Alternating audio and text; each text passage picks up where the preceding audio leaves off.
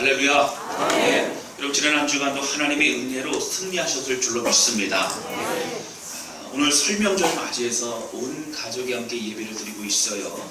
유치부서부터 시작해서 우리 아동부, 또 청소년부, 청년부 함께 예배를 드리고 있습니다. 오늘 함께 예배를 드림으로 특별히 하나님의 은혜가 우리 모두에게 임하시기를 주님의 이름으로 축원합니다. 그래서 좀 쉽게 해야 되는데 어제 이렇게 말씀 연구하다 보니까 쉽지는 않은데 쉽게 하려고 하고 있습니다. 여러분 쉽게 들으시길 바랍니다. 할렐루야. 네. 여러분 우리가 믿음과 신앙을 지키는 삶을 산다는 것 쉽지만은 않습니다. 특별히 시대적으로 볼 때에 핍박의 시대에서는 예수님을 믿는다는 이유만으로도 사자굴에 들어가야만 됐고 또 불에 타서 죽어야만 됐던 그런 어려움의 시간들이 있었습니다. 그 시대는 목숨을 걸고 예수님을 믿어야 했습니다. 참 어려운 시대였지. 그러나 지금 한국 땅은 그렇지는 않습니다. 예수를 믿는다고 잡혀가거나 또 목숨을 걸어야 할 만큼 그러한 힘든 시대적인 상황은 아닙니다. 그러나 성도들에 따라서는 교회에 나가는 것을 반대하는 가족들 때문에 또 힘들어하는 사람들이 있을 수 있습니다. 그러나 대부분의 우리들은 신앙생활을 하는 것 때문에 핍박을 받거나 그렇게 어려움을 당하지는 않습니다. 그러나 우리들에게 더 큰 어려움은 무엇입니까? 다른 것이 아니라 우리에게 주신 말씀을 지키고 그 말씀의 길로 걸어가는 믿음의 싸움이 사실은 쉽지 않습니다. 그 자체가, 믿음의 삶 자체가 너무나 힘들다고 우리는 말하게 됩니다. 그러나 여러분, 우리가 사단의 시험과 또 유혹으로부터 힘들고 어려운 그것보다도 또 과거에 믿음의 삶을 하는 것 자체가 목숨을 걸어야 되는 그런 안타까운 어려움의 시간들보다도 더 중요한 것은 오늘 우리가 이미 받은 하나님의 은혜와 감격과 사랑은 그 어떤 것과도 비교할 수 없는 엄청난 것임을 우리는 깨닫고 알아야 된다라고 하는 것입니다. 할렐루야. 아멘. 여러분 이것이 우리에게 이루 말할 수 있는 축복입니다. 이미 우리는 많은 것을 이미 받은 사람입니다. 가지고 있는 사람입니다. 그래서 사도 바울은 그 비밀을 이야기하고 싶어 합니다. 오늘 말씀을 통해서 사도 바울이 영적인 아들 디모데에게 전하는 이 말씀은 동일하게 믿음의 길을 걸어가는 우리 모두에게 축복과 확신의 말씀이 될 것입니다. 그 말씀을 함께 이 말씀을 듣고 또 주의 길을 함께 걸어가는 저와 여러분 되실 수 있기를 주님의 이름으로 축원합니다. 함께 나에게 원하는 것은요, 은혜 가운데 강하라고 하는 거예요. 오늘 본문의 말씀이 디모데 후서의 말씀은 사도 바울이 쓴 서신서 중에서 여러분 가장 맨 마지막에 죽기 직전에 썼던 서신서입니다. 사도 바울은 로마의 감옥에 갇혀 있었습니다. 그리고 로마의 감옥에서 그는 마지막을 그 생애를 다합니다. 감옥은요 1차와 2차가 있었습니다. 1차 감옥에 갇힐 때에는 그는 연금 상태였습니다. 그래서 집 안에서 갇혀 있어서 밖으로 나가지 못하는 상태였습니다. 그러다 보니까 사도 바울은 또 많은 사람들을 집으로 초청하여서 복음을 전하고 교제할 수 있었습니다. 그러나 1차 연금 상태였을 때에도 그의 재판이 어떻게 진행될지 모르기 때문에 늘 불안한 마음이 있었습니다. 그러나 2차 감옥의 생활이 들어갑니다. 2차 감옥 생활에서는 깊은 그 지하 감옥에 그는 갇히게 됩니다. 빛도 볼 수 없고 차릿한 그런 습한 감옥 속에서 그는 그 시간을 가야 됩니다. 여러분 사실 2차 감옥에 들어갈 그때에는 그는 사형 선고를 받았습니다.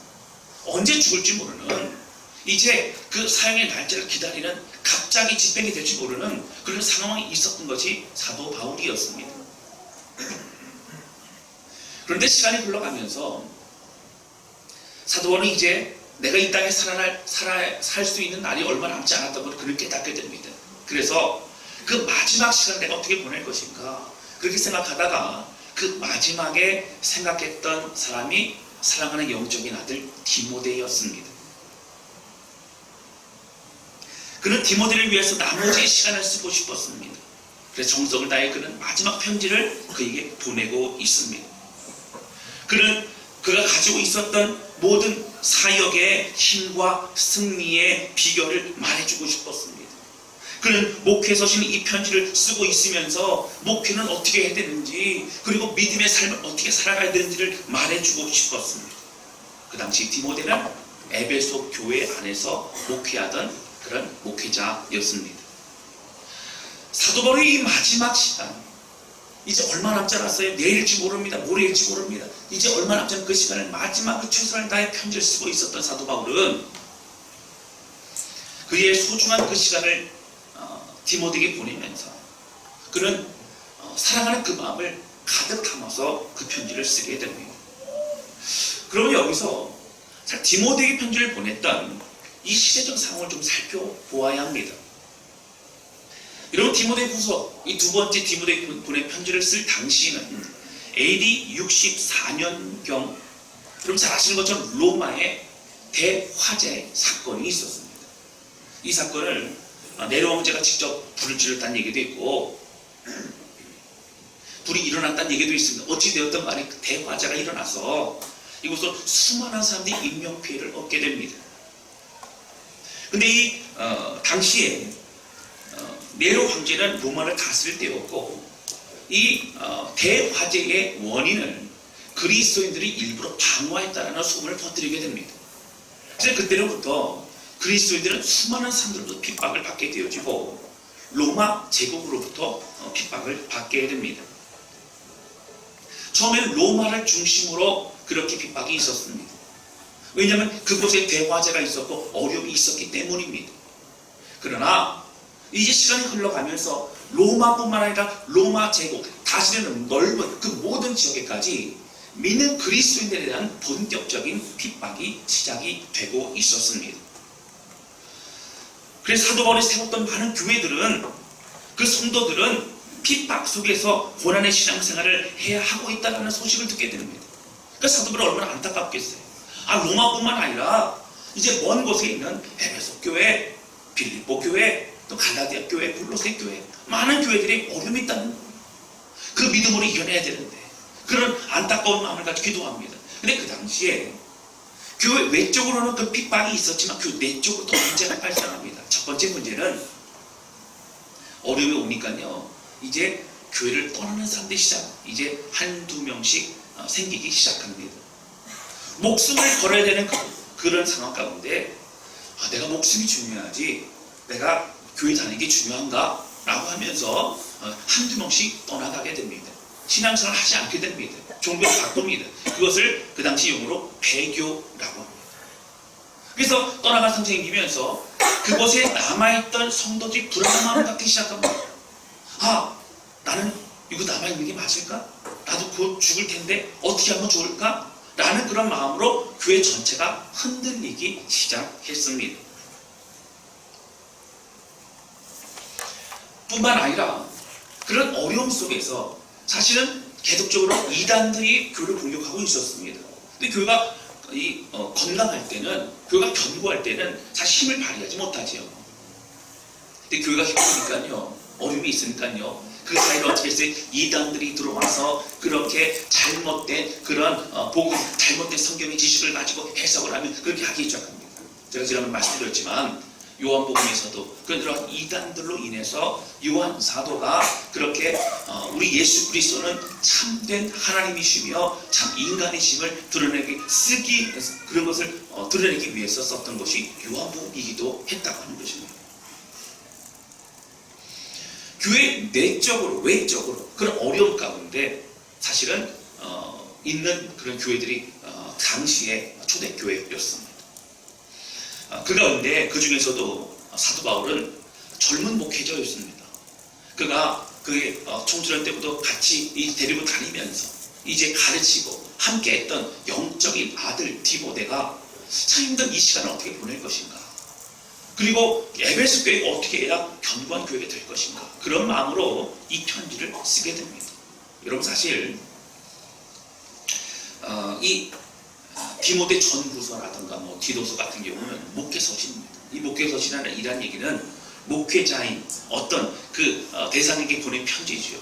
그럼 이 편지, 이 디모데 전후서를 읽을 때에 목회자인 아닌 사람들은 의미가 없을까요? 그렇지 않습니다. 목회자라고 한 사람들은 하나님의 직분을 받은 어떤 하나의 위치에 있는 것입니다.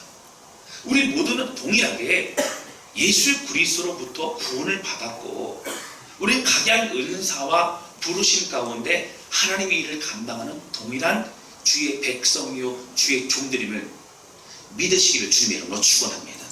이 말씀 우리 모두가 다 같이 받는 겁니다. 우리 모두는 하나님의 부르심 받은 하나님의 백성이기 때문에 그렇습니다.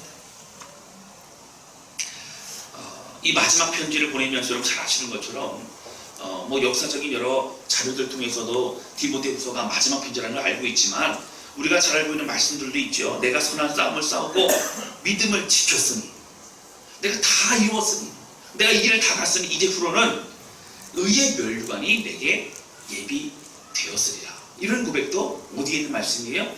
이 본문의 말씀 디모데후서에 있는 말씀입니다. 모든 사역을 다 마치고 이제 내가 곧 전제와 같이 부어져서 산제전 하나님께 드려질 곧 죽을 날이 가까워 왔는데 그런 내용이 포함된 것이 디모데후서라고 하는 것입니다. 그런데 여러분 사도 바울이 디모데후서 전체적인 내용의 주제가 동일하게 흐르고 있는 부분을 보게 됩니다. 이것은 무엇이냐면 바로 힘을 내라는 거예요. 잘 될 거야. 힘을 내라. 이런 막연한 격려가 아니라 사실은 어떤 격려를 하고 있냐면요. 담대하라고 격려합니다. 강하라고 격려합니다.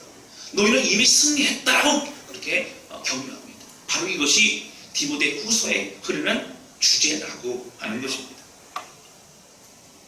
힘들어하고 있을 청년 목회자로서 두렵고 외적인 또 내적인 그런 어려움 가운데 직면하고 있는 그 에베소 교회 성도들에게 사실 사도 바울은 그냥 막연하게 그렇게 위로하지 않았다는 거예요. 너희가 가지고 있는 것이 얼마나 큰 것인지 엄청난 것인지를 해를 알 때에 승리할 수 있다고 말하고 있는 것입니다.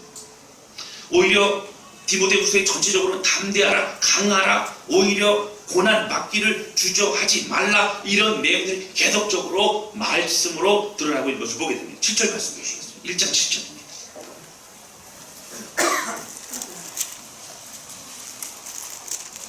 우리 1장 7절 같이 읽겠습니다. 시작.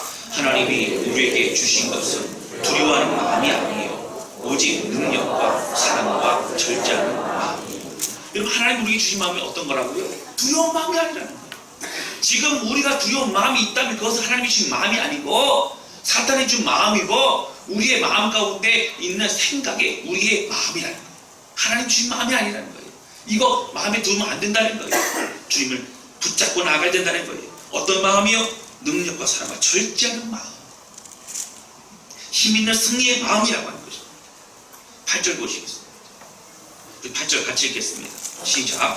그러므로 너는 내가 우리 주를 증언함과 또는 주를 위하여 갇힌 자 된 나를 부끄러워하지 말고 오직 하나님의 능력을 따라 복음과 함께 권한을 받으라. 아멘. 여러분 갇힌 나를 사도 바울 어떻게 해요? 이 부끄러워한다는 얘기는요. 이제 잡힌 사람이 있으니까 내가 이제 부끄러워서 숨기는 이런 얘기가 아니라 두려워하고 안타까워하고 거기 매여있지 말라는 얘기입니다. 오히려 어떻게 하라고요? 이제 주님이 주신 그 능력을 따라서 복음과 함께 고난을 받으라. 적절히 고난 받기 위해서 복음을 전하다가 두려워하지 말고 주저하지 말고 그 주님 앞에 담대히 나아가라고 성경은 말하고 있습니다. 바로 사도 바울의 고백인 것이죠. 13절 보시겠습니다. 1장 13절 우리 같이 읽겠습니다. 시작. 너는 그리스도 예수 안에 있는 믿음과 사랑으로서 내게 들은 바 바른 말을 본받아 지키고. 아멘.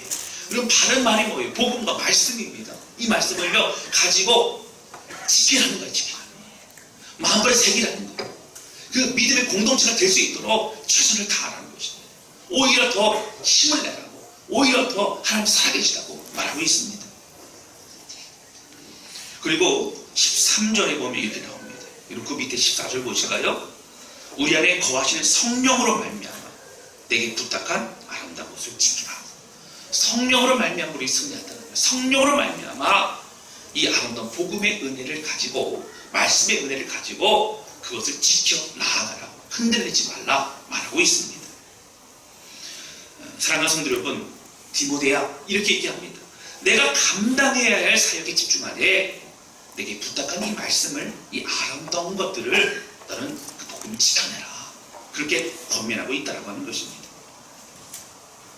사랑하는 성도 여러분, 오늘 우리는요, 여러분 베드로서의 말씀이 나온 것처럼 우리는 왕같은 제사장입니다. 오늘 우리는요, 하나님의 소유 동일한 주의 백성입니다. 우리 모두는 부르심만 이미 구원받고 믿음 안에 승리하며 하나님이 허락하신 부르심의 그 소명을 가지고 나아가는 하나님의 백성이라고 하는 것입니다. 여러분, 우리 삶에요, 저는 오늘 중고등 학생들, 또 청년들, 또 우리 아동부도 있죠, 또 유치부도 있습니다. 같이 예배를 드리고 있지만 우리 장로들 뿐만 아니라 우리 청년들과 청소년들도 우리가 이미 복음과 은혜 가운데 있음을 기억하면서 믿음 안에 승리하고 오늘 예수 그리스도의 은혜로 인해 너희는 강하라라고 담대히 말했던 오늘 사도벌의 고백과 같이 오늘 믿음 안에 승리하는 저와 여러분 되실 수 있기를 주님의 이름으로 축원합니다. 오늘 본문의 말씀을 보실까요? 여러분 2장 1절입니다. 네, 그러므로 이렇게 나오죠.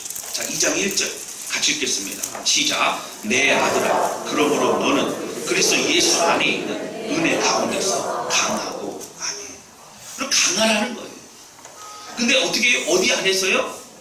무엇이냐면 너는 그리스도 예수 안에 있는 은혜라는 거예요.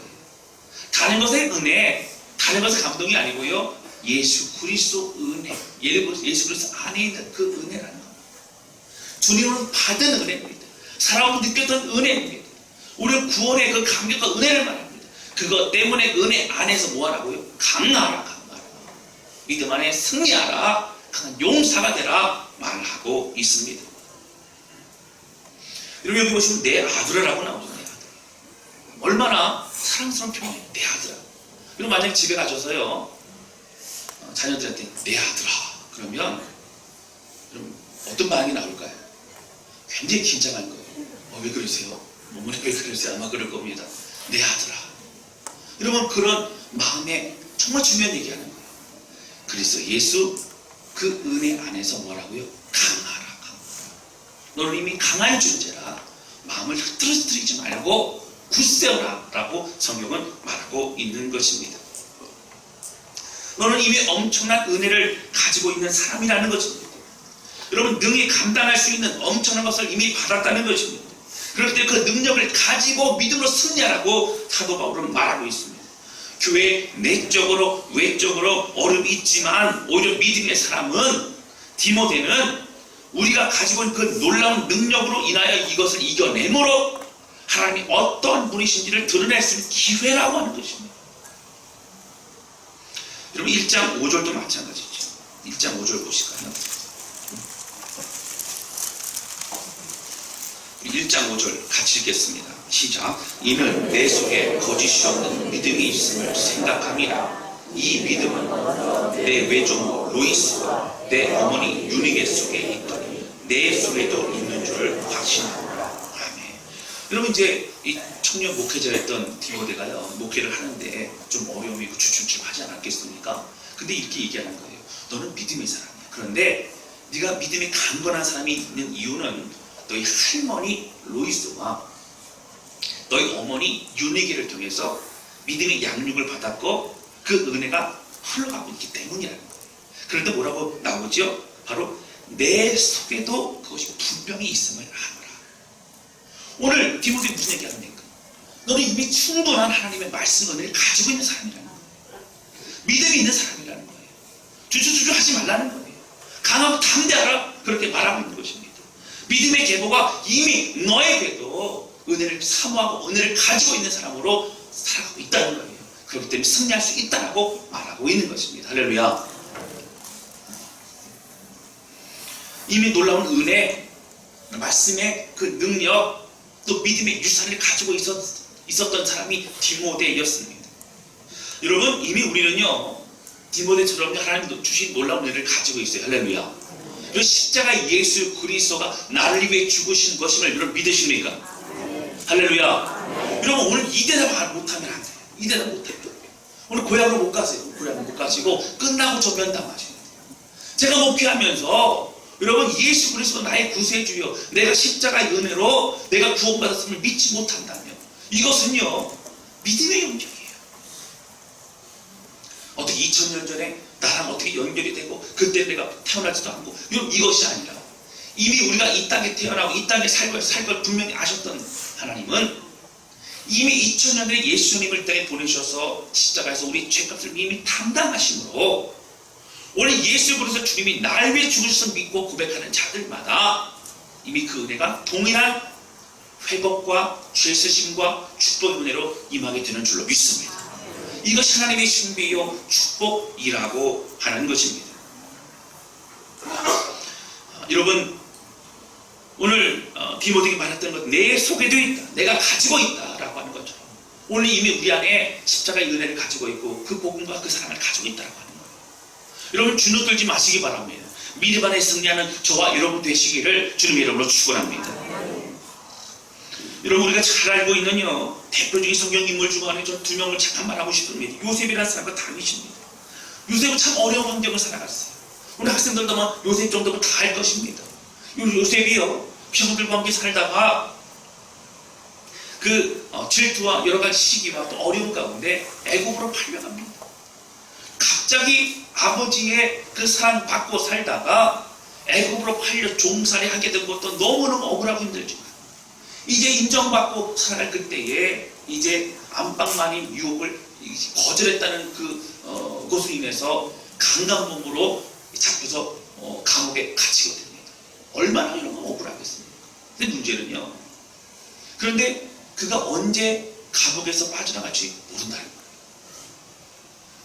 여러분 잘 아시는 것처럼 그렇게 술 맡은 관원에 꿈을 해석해주고 그리고 그가 풀려날 것을 알게 하였지만 그가 까맣게 잊어버립니다. 그리고 2년이라는 시간이 또 흘러가게 됩니다. 그 모든 시간 가운데 요셉이 요셉답고 요셉이 환경을 이길 수 있었던 것은 그는 하나님이 나와 함께 하시고 있는 믿음 때문이었다고 하는 거예요. 그 은혜 때문이었다고 하는 것입니다. 여러분 은혜가 우리를 강건하게 하는 줄로 믿습니다. 다윗도 마찬가지입니다. 여러분 다윗이 한 것이라고는요 목동이었어요. 양치는 목동. 근데 여러분 뭐가 있어요? 어느 날 보니까 문제가 됐습니다. 아니 블레셋과 전투가 벌어졌는데 이제 골리앗이라고 하는 장수가 상대방에 나옵니다. 이쪽에서는 힘도 못 쓰고 눈도 못 마주치는 거예요. 두려워서. 그리고 하나님을 욕되게 하고 그렇게 비난하고 그렇게 하고 있는 그 상황에서 아무것도 못하고 두려워 벌벌 떨고 있는 그런 이스라엘의 진영의 모습을 보고 있었습니다. 도시락 가지고 형들 잘 있나? 이제 갔다가 그럼 어떻게 돼요? 그 소리 듣고 분노했던 다윗은 본인이 늘 사용했던 물맷돌을 가지고 와서 믿음으로 담대히 나아가 골리앗을 쓰러뜨립니다. 그럼 민족을 구했어요. 사실은 그 엄청난 하나님의 이름을 영광 돌리고 승리했습니다. 근데 그때부터 고난과 핍박이 이어졌습니다. 사울 왕으로부터 시기와 질투를 받아서 힘들고 어려운 시간을 갖게 됩니다. 여러분 10여 년의 시간 동안요 도망가고 그럼 지금 뭐 대한민국만 해도요 CCTV서부터 모든 것이 많이 있기 때문에 도둑 잡는 것이 여러분 쉽다 그래요. 어느 정도 쉽다고 합니다. 그때 당시에도요 다윗이 얼마나 현상금이 많이 걸려 있었겠습니까? 이제 다윗만 어디 있다고 신고만 하면 왕으로부터 칭찬받고 그런 이야기를 얼마나 많이 알고 있었겠습니까? 도망갈 힘들고 어렵다는 거예요. 오늘 갑자기 죽을 수도 있는 상황 가운데 긴장도 주지 못하고 살아야 되는 그런 어려움이 있었다고 하는 거예요. 그러나 다윗은 그때마다 힘들 때마다 낙심이 될 때마다 다시 힘을 붙잡습니다. 내 마음에 확정되어서 내가 노래하고 주께 찬양하리이다. 할렐루야. 이 고백이 다윗의 고백인 거예요. 낙심하고 힘들고 어려울 때 나는 하나님만 바라봅니다. 하나님만 찬양합니다. 그 고백했던 것이 다윗의 고백이었다고 하는 것입니다. 여러분 왜 그랬을까요? 다윗은 그는 알았어요. 목동이었던 그를 기름 부어 하나님의 백성으로 하나님 특별한 하나님의 사람으로 사용하실 주님을 바라보며 그것이 그에게 가장 큰 은혜의 고백이었다라고 하는 것입니다. 그 은혜 안에 다윗은 강할 수 있었습니다. 할렐루야. 여러분, 다윗은 하나님을 신뢰했습니다. 그 은혜 안에서 그는 승리했습니다. 여러분, 이미 우리는요 예수 그리스도 이름을 가지고 있어요. 우리 학생들 여러분 꼭 기억해야 됩니다. 예수 그리스도 이름이 우리의 것이 내 것임을 기억하기를 주님의 이름으로 축원합니다. 할렐루야. 여러분, 이 이름을 가지고 있다는 거예요. 여러분, 제가 이 예화를요 말씀드리는데 전에도 한번 말씀드렸던 적이 있어요. 너무 안타까워서 다시 한번 말씀드립니다. 시골에 어떤 남자 어르신이 이사를 가게 됐어요. 근데 홀로 사시는 분입니다. 근데 이제 찾아오는 사람도 없고 또 몸도 아프고 힘들지만 돌봐주는 사람이 없는 거예요. 그래서 이제 혼자 있고 지내고 늘 외롭고 힘든 이 할아버지는 어떻게 됐어요? 우울증까지 걸려가지고 밖에도 나오지 않고 이제 그 힘든 시간을 보내고 있었습니다. 근데 이 사람 왔는데 밖에도 안 나오고 그런 할아버지를 보고 그 옆에 집에 살던 홀로 사는 할머니가 있었어요. 그래서 할머니가 어떻게 했어요? 할아버지를 들여다보고 반찬도 해다 드리고 그리고 빨래도 해드리고 하면서 돕게 됩니다. 말벗도 해주게 됩니다. 그게 친한 친구가 돼요. 지금. 근데 어느 날 시간이 그러고 나서 할아버지는 본인이 죽을 날이 얼마 남지 않았다는 것을 그냥 알게 됩니다. 그래서 이 할머니를 부르죠. 그리고 어떤 종이를 주게 됩니다. 너무 고마웠다고, 그동안 너무 행복했다고 그렇게 감사 인사를 하고 그 할아버지는 숨을 거두게 됩니다. 근데 이 할머니는요 또 이 할아버지 말벗도 해드리고 같이 있다가 할아버지가 돌아가시고 나니까 어떻게 했어요? 갑자기 썰러가고 힘든 거예요. 그러다가 시간이 흘러가면서 이 할머니도 이제 시간이 흘러간 이후에 결국 죽게 됩니다. 그때 동네 이장님이 와가지고요 장례치려고 왔는데 그 집에 왔다 깜짝 놀라게 되면 깜짝 놀랐어요. 왜 놀랐을까요? 모르신다고 말씀하셔서 감사해요. 할머니 방벽에요 수표가 떡하니 붙여있는 거예요. 수표가. 그것도 10억짜리 수표였어요. 놀래지도 않으시는 분이었어요. 여러분, 할머니가 까막눈이었습니다. 할머니 할아버지가 준 전재산 10억이라는 돈에 어떠한 엄청난 값어치인지 그를 알지 못했습니다. 그리고 그것을 누리지도 못하고 고생만 하고 숨을 거두게 됩니다. 여러분, 이해와 말씀드리면요 어떤 분은 그럴 수 있어요. 너무너무 안타깝다고. 너무너무 아니 내가 그 사실을 미리 좀 알려줬으면 할머니 좀 알려주고 조금만 이렇게 좀 가져와도 좋을 텐데 할머니는 어떻게 그렇게 하나도 누리지 못하고 그렇게 그 엄청난 것을 그렇게 하고 죽었을까? 안타까울 수 있는 거예요. 속상해하신 분들이 있습니다. 또 어떤 분들은 저한테 그래요. 목사님 진짜 있었던 일입니까? 그런 거 묻지 마세요. 그런 거 저한테. 저도 들은 얘기예요. 저도 어느 지역인지 묻지 마세요. 이미 그 수표 다 뛰어갔으니까. 중요한 것은요 이 이야기의 교훈은 뭐예요? 그 값어치를 알고 그 값어치를 누려야 된다는 거예요. 가지고 있었지만 그 할머니에게는 그 수표는 종이장에 불과했다고 하는 것입니다. 사랑하는 성도 여러분, 우리 이미 충분한 은혜를 받은 사람이고 가지고 있는 사람입니다. 그것도 이 말씀은 더 은혜가 필요하지 않다는 그런 얘기가 아니에요. 내가 가지고 있는 하나님의 놀라운 은혜와 감격을 우리가 깨닫지 못하고 가지고 있지 못하다고 생각해서는 안 된다라고 우리는 알아야 된다고 하는 것입니다. 우리는 생명을 가지고 있고요 그 사랑을 받은 사람들입니다. 예수께서 우리를 위해 죽으실 정도로 우리를 사랑하실 뿐만 아니라 여러분 결코 우리를 포기하지 않으시는 하나님의 사랑이 있음을 믿으시기를 주님 이름으로 축원합니다. 아멘. 여러분, 저는 이 사실을 좀 알았으면 좋겠어요. 너무 안타까워요. 우리가 앞에 예화를 들으면서도 여러분 안타깝지 않으셨어요? 이 얘기 들으시면서? 그런데 여러분, 이 엄청난 것을 알지 못하고 누리지 못하는 것이 사실 우리의 모습이라고 합니다. 우리도 이미 엄청난 것을 가지고 있어요. 여러분, 우리가 승리 가운데 있다라고 합니다. 이번에 청소년부에서 연합수련을 다녀왔습니다. 근데 그곳에 유명 강사인 탱크 목사라고 불리는 유명한 분이에요. 홍민기 목사님. 아주 이제 생긴 것도 울그락불그락 생기셨고요. 근데 말씀도 재밌게 좀 잘하시는 분이세요. 근데 이분이 이제 저녁 집회 때 이렇게 말씀하시면서 이렇게 말씀하셨다 그래요. 좋은 대학 가는 거 다 필요 없다. 서울 의대 중요하지 않다 이렇게 얘기를 했다는 거예요. 여러분 이 대목에서 학생들이 너무너무 은혜를 받았다는 거예요. 근데 이분이 하신 말씀 끝까지 다 들어봐야 됩니다. 무슨 얘기냐면 대학 가지 말라는 얘기가 아니고 뭐예요?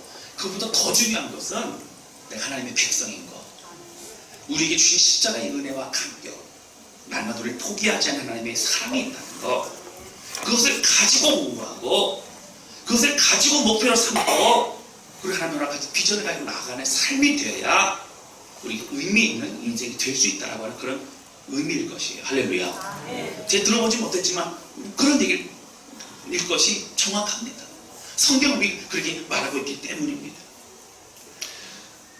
여러분 내가 어떠한 사람인가 정체성을 알고 또 내가 어느 길로 나가야 되는지를 깨닫는 사람들은요 무엇을 하더라도 의미 있는 일을 하게 되는 줄로 믿습니다. 그렇게 깨달아서 공부를 해도 직장 생활을 해도 또 사업을 해도 다르다는 거예요. 내게 주신 사명을 가지고 하나님이 허락하신 비전을 이루는 거예요. 내가 하고 싶은 것이 아니라 하나님을 위해서 살아가는 것이고 그것이 가장 큰 행복이 될 수 있다라고 하는 것입니다. 사랑하는 성도 여러분, 그리고 우리 다음 세대 우리 학생들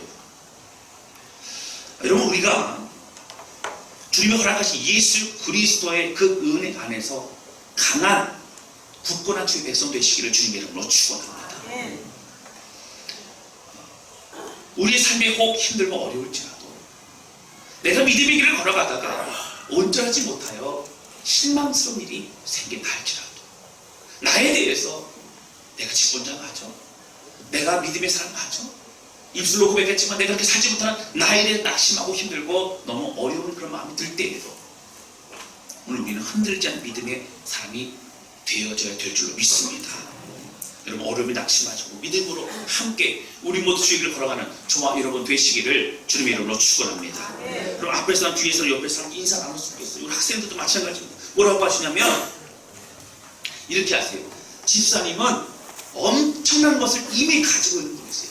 집사님은 이미 엄청난 것을 가지고 있는 분이세요. 같이 인사 나누겠습니다. 집사님은 이미 엄청난 걸 가지고 있는 분이세요. 집사님은 이미 엄청난 걸 가지고 있는 분이세요. 집사님은 이미 엄청난 걸 가지고 있는 분이세요.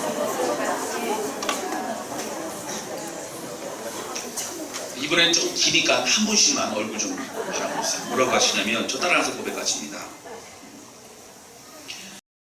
그리스도 한 분씩 얼굴 좀 보시면서 그리스도 예수 안에 있는 은혜 안에서 강건하십시오. 강하십시오. 할렐루야. 할렐루야. 그리스도 예수 그 은혜 안에서 강하라. 강한 믿음의 사람. 우리 가지고 있는 우리가 가지고 믿음으로서 승리하고 성공하고 예수의 이름으로 모든 막힘과 묶임과 결박을 다 내어줬고 우리의 마음에 스러운 모든 속임에 더러운 것들 다 내어줬고 믿음 안에 승리하는 우리 모두가 되실 수 있기를 주님의 이름으로 축원합니다. 여러분 그렇게 나아갈 때에 어떠한 사역도 어떠한 가는 길도 하나님께서 축복하시고 인도하실 줄로 믿습니다. 여러분 중요한 건 어려움이 있냐가 중요하지 않습니다. 내가 믿음의 사람으로 그 믿음으로 나아가느냐가 중요합니다. 여러분 가는 길마다 받는 땅마다 그 길이 다 열려지고 하나님의 승리의 열매를 맺게 될 줄로 믿습니다.